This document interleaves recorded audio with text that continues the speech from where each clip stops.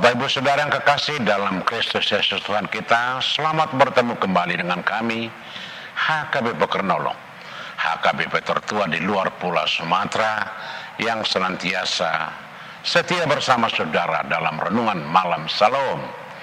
Dan untuk memulai renungan ini kita berdoa. Allah Bapa yang Maha Kasih di dalam Kristus Yesus, kami puji Engkau, kami muliakan Engkau. Kami berterima kasih atas segala berkat yang kami terima, hingga kami masih memperoleh kasih karunia-Mu setiap saat dan setiap waktu. Hingga malam ini kami boleh bersama-sama dengan Engkau. Berfirmanlah Bapa, agar kami dimampukan untuk mengenal dan mengetahui kehendak-Mu di dalam Kristus Yesus Tuhan kita. Amin. Saudara-saudara yang kekasih, selamat Advent.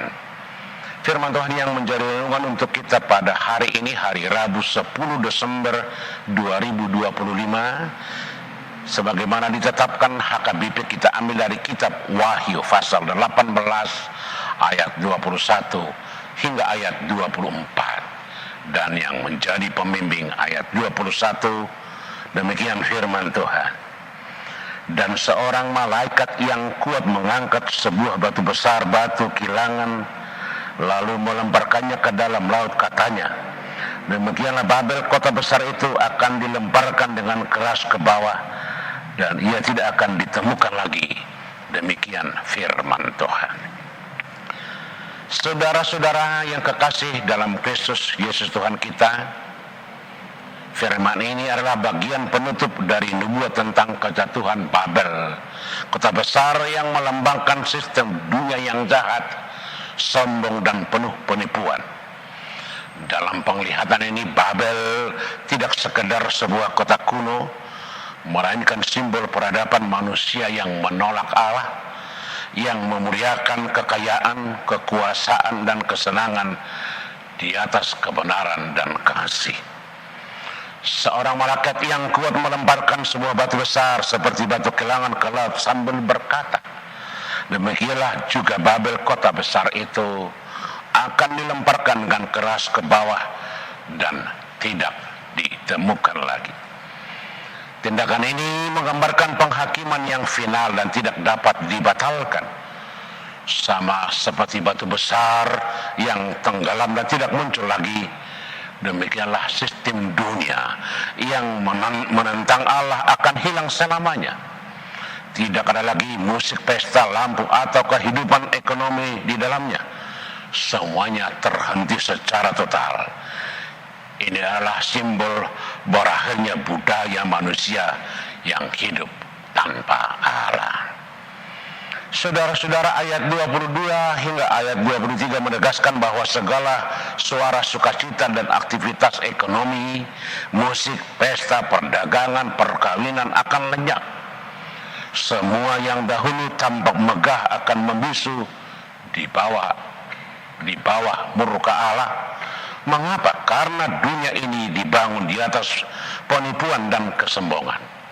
Babel telah menipu segala bangsa dengan sihirmu, yang daya tarik sistem dunia yang membuat manusia terlena oleh kemakmuran dan kenikmatan, tetapi jauh dari kebenaran. Ayat 24 menjadi penutup yang tajam, dan di dalamnya terdapat darah nabi-nabi dan orang-orang kudus dan semua orang yang dibunuh di bumi. Ini menunjukkan bahwa Babel bukan hanya jahat karena keserakahannya, tetapi juga karena menumpahkan darah orang benar, menolak dan membunuh suara kebenaran yang menegurnya. Dunia yang menolak Allah akhirnya menolak semua yang berbicara tentang kasih, kesetiaan, dan kebenaran. Dalam konteks Advent, bagian ini berbicara tentang kekuatan profetik. Advent bukan hanya penantian akan kedatangan Kristus yang pertama di Bethlehem, tetapi juga kesiapan menyambut kedatangannya yang kedua. Babel dalam Wahyu ini melambangkan dunia yang kita tempati sekarang, dan yang seringkali nampak makmur dan modern, tetapi penuh kompromi dan spiritual, kompromi moral dan spiritual. Karena itu Wahyu 18 ayat 21 hingga ayat 24 mengikatkan bahwa semua kemegahan dunia akan berlalu. Kekuasaan, teknologi, dan kekayaan tidak akan bertahan di hadapan kekudusan Allah. Hanya yang berakar pada kasih, kebenaran, dan kesetiaan kepada Kristus yang akan tetap berdiri. Maka dalam masa Advent ini, firman ini mengajak kita memeriksa di mana hati kita berlabuh.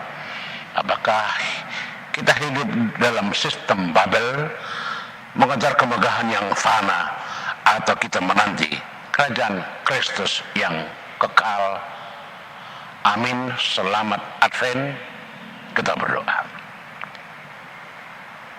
Terpuji Engkau Bapa di dalam Yesus Tuhan kami, yang berkuasa dari kekal hingga kekal, yang mempersiapkan kehidupan kekal bagi kami, walau sementara kami berada di tengah-tengah dunia. Karena itu bimbing kami untuk selalu setia, untuk menanti kedatangan-Mu kedua kali, agar kami menolak sistem dunia yang penuh kemunafikan, kejahatan, dan dosa ini, tetapi ajar kami untuk hidup dalam iman dan pengharapan. Terima kasih Bapa di surga, di dalam Yesus kami berdoa. Amin. Anugerah Tuhan kita Yesus Kristus, kasih setia Allah Bapa, dan persekutuan dengan Roh Kudus kiranya menyertai saudara-saudara sekalian,